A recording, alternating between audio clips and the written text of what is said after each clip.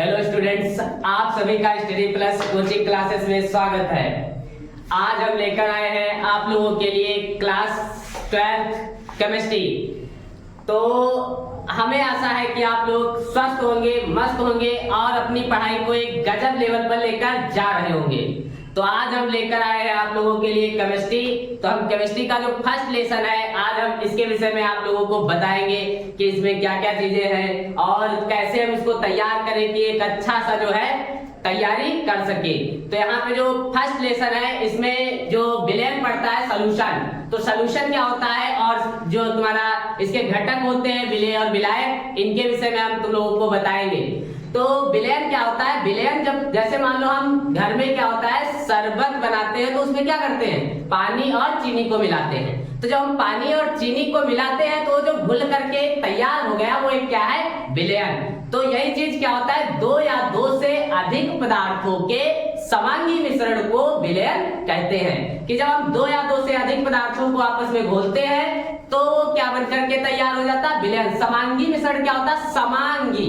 समांगी मतलब समान अंग, कि उसमें बराबर मात्रा में पूरे में घुला हो, उसे हम क्या कहते हैं, समांगी मिश्रण। तो यहाँ से हम देखते हैं कि दो या दो से अधिक पदार्थों के समांगी मिश्रण को विलयन कहते हैं। फिर उसके बाद विलयन के घटक होते हैं कि उसमें क्या क्या चीजें होती हैं, क्या नहीं होती हैं। तो उसमें दो घटक होते हैं, विलयन के दो घटक होते हैं, विलेय और विलायक। विलेय क्या होता है, विलेय प्लस विलायक इज इक्वल टू विलयन। कि विलेय और विलायक को जब घोलते हैं तो क्या बनता है, विलयन बनता है। अब यहाँ से जो विलेय होता है, विलेय क्या होता है, विलयन का वह घटक क्या है, विलयन का वह घटक जो अपेक्षाकृत कम मात्रा में होता है, विलेय कहलाता है। कि जो विलयन का घटक जो कम मात्रा में है, जैसे हम चीनी और पानी को मिलाए, अब उसमें क्या है, चीनी की मात्रा कम है, पानी की मात्रा अधिक है। तो जिसकी मात्रा क्या है, कम है, वो क्या है, विलेय है। तो किसकी मात्रा कम, जैसे चीनी की मात्रा कम है, चीनी क्या है, विलेय।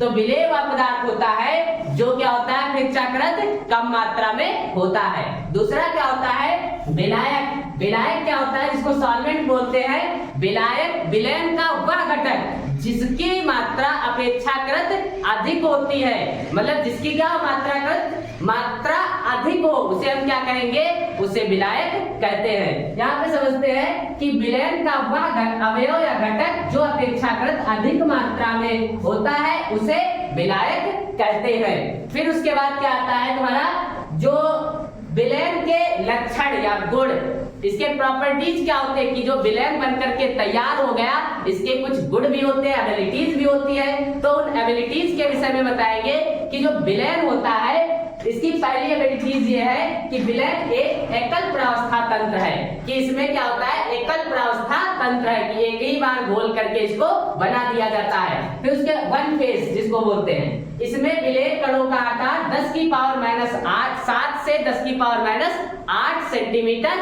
होता है। जो विलेय के जो कण होते हैं, इनका आकार क्या होता है, 10 की पावर -7 से 10 की पावर -8 सेंटीमीटर होता है। फिर उसके बाद बताया गया कि विलयन के अवयव को भौतिक विधियों द्वारा पृथक नहीं किया जा सकता या अलग नहीं किया जा सकता। जो विलयन के अवयव होते हैं, इनको भौतिक विधियों द्वारा हम जो है पृथक नहीं कर सकते। कि हम जो है इसमें विलयन को बना लिए, फिर उसको क्या करें कि हम छन्ने रख करके उसको छान करके अलग कर दे, तो अलग नहीं कर सकते हैं। तो ये आज का हमारा जो है इतना टॉपिक था। अब ये जो है आप लोग स्क्रीनशॉट कर लीजिए, तो हम इसके आगे आप लोगों को बताएं।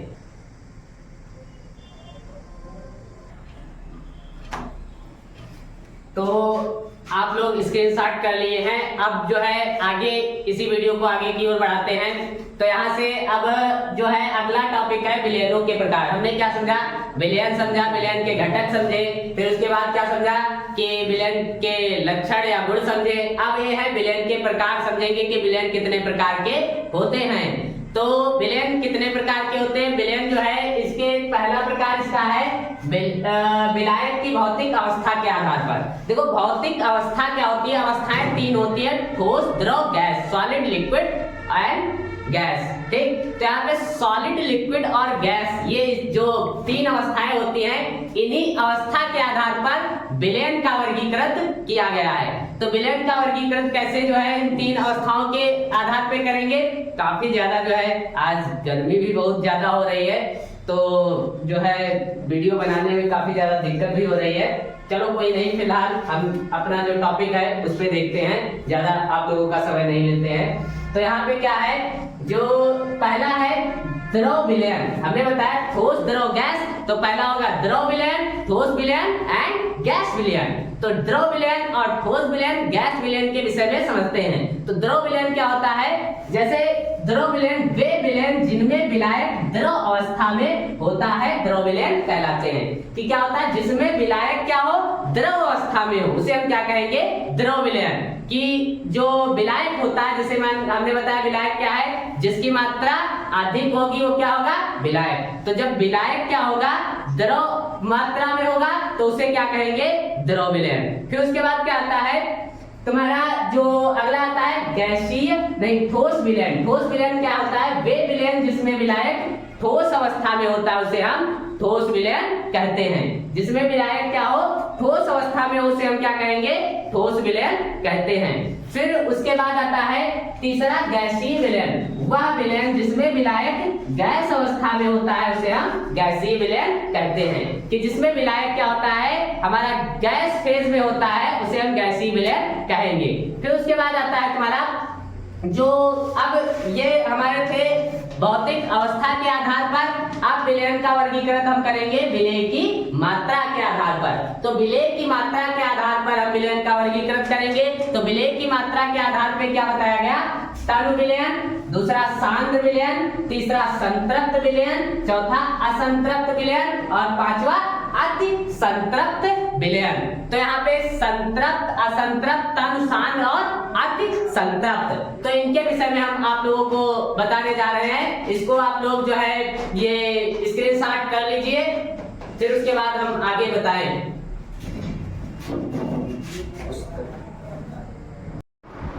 तो अब जो अभी बताए थे आप लोगों को, अभी बताया है हमने, क्या बताया है कि विलेय की मात्रा के आधार पर। तो विलेय की मात्रा के आधार पर हमने 5 प्रकार से वर्गीकरण किए हैं विलयन को। एक तो तनु, दूसरा सांद्र, तीसरा संतृप्त, चौथा असंतृप्त, पांचवा अति संतृप्त। तो यहाँ पे हम आप लोगों को तनु विलयन के विषय में बताएंगे। क्या होता है तनु विलयन। तनु विलयन वह विलयन जिसके इकाई आयतन में विलेय की मात्रा विलायक की अपेक्षा बहुत कम होती है, तनु विलयन कहलाता है। कि क्या होता है, वह विलयन जिसमें क्या हो, विलायक जो हो ज्यादा हो और विलेय जो है वो कम मात्रा में हो, उसे हम क्या कहेंगे, तनु विलयन। तनु मतलब, तनु क्या होता है, बहुत ही कम। जैसे किसी जल में हम क्या कहें, चीनी को बहुत कम मात्रा में घोले, उसे हम क्या कहेंगे, तनु विलयन। जब ज्यादा मात्रा में घोले तो क्या हो जाता है, सांद्र विलयन। तो यहाँ से क्या होता है कि जब क्या होता है, विलेय की मात्रा अपेक्षाकृत कम होती है, विलायक की अपेक्षा क्या होती है, कम हो, उसे हम क्या कहेंगे, तनु विलयन। दूसरा बताया गया सांद्र विलयन। वह विलयन जिसके इकाई आयतन में विलेय की मात्रा विलायक की अपेक्षा अधिक होती है, सांद्र विलयन कहलाता है। जिसके इकाई आयतन में, मतलब मान लो 1 लीटर हमारा जल है, अब उसमें क्या हो, विलेय की जो मात्रा है वो विलायक की मात्रा से अधिक हो, उसे हम क्या कहेंगे, सांद्र विलयन। की जब ज्यादा विलेय हो तो उसे हम क्या कहेंगे, सांद्र विलयन। फिर उसके बाद बताएं संतृप्त विलयन।